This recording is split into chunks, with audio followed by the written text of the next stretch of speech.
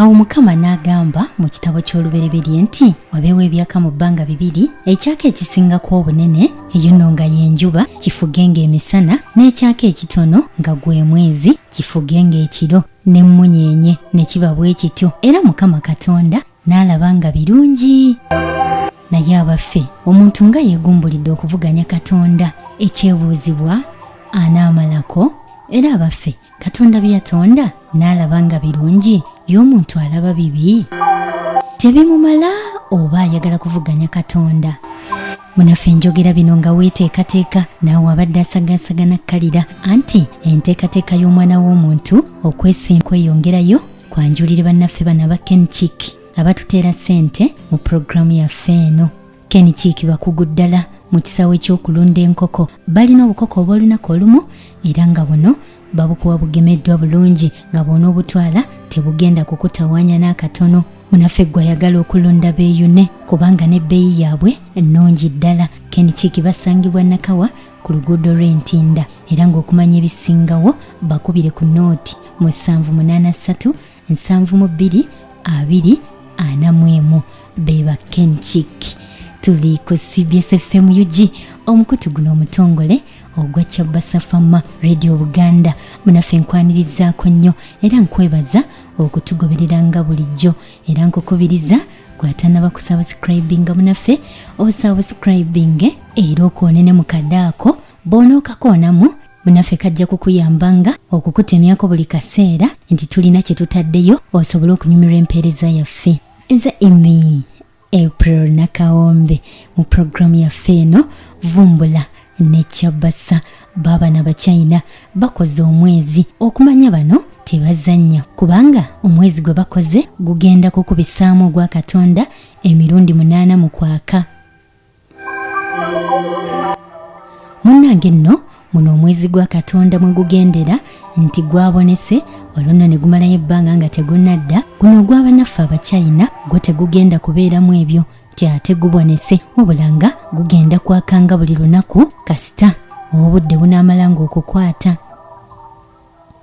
Okusinziira ku Mr. Wu ono nno nga ye ssentebe mu nteekateeka z'okukola omwezi guno, agamba nti bagenda kubeera n'obusobozi bwonna okufuga omwezi guno nga guli mu bwengula. Naye abaffe bano ke balina obusobozi obufuga omwezi guno tebaguggyengako lwe baagadde, olwo n'abantu ne basigala mu kizikiza.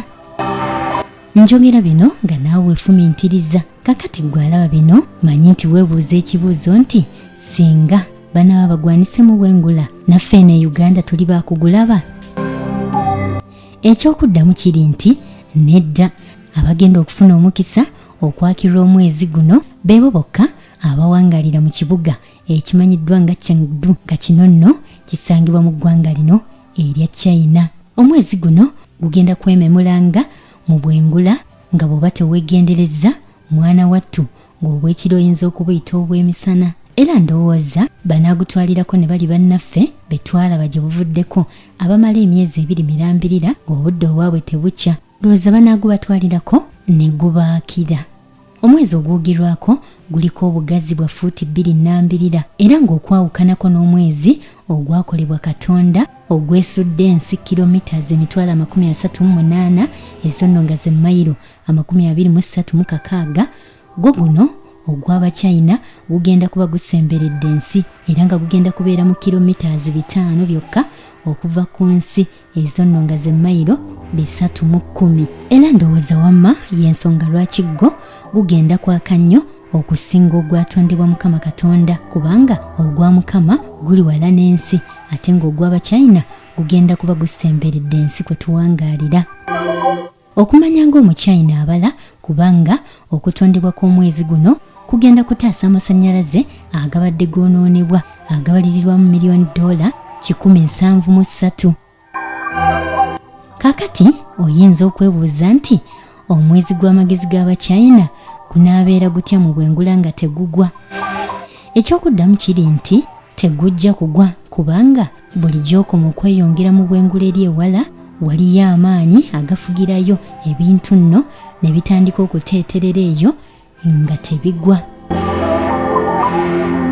Naye no munnange newankubadde ng'Omuchina akoze omwezi naye n'Omumerika yakolako ku mmunyenye eyo mu myaka gy'ekyenda era n'atongoza okugitimba mu bwengula. Wabula abakugu abasingako ku by'obwengula, sayansi n'ebyobulamu enteekateeka eno ey'okuwanika emmunyenye eno mu bwengula ne bagirinnyamu eggere nga bagamba nti okutimba emmunyenye eno mu bwengula kyakutataaganya saako okukosa ekitangaala eky'obutonde, so nga n'ebimyansa ebiva ku bitangaala bino ebikolebwa omwana w'omuntu bya bulabe nnyo eri obulamu bw'omwana w'omuntu.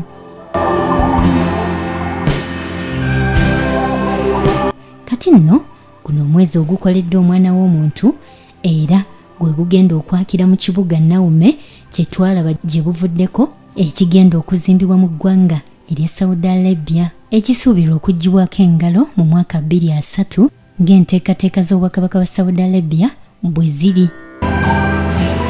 Newankubadde ng'omwana w'omuntu yeesimbye mu kuvuganya omutonzi, naye tekijjaawo nti byakola bya bulabe eri obulamu bw'omuntu, kubanga China ne bwe yali egezesa omwezi guno mulundi ogwasookera ddala, abakulu abaguli mu mitambo bagutwaleyo mu bibangirizi etawangaalira bantu, era bwe baabuuzibwa ensonga lwaki batutte okugezesa omwezi mu bitundu ebyo baddamu nti ebimyansa ebiva ku mwezi guno bikosa obulamu bw'abantu. Eyo nno nga y'ensonga lwaki okugezesa baakukolera eyo etabeera bantu.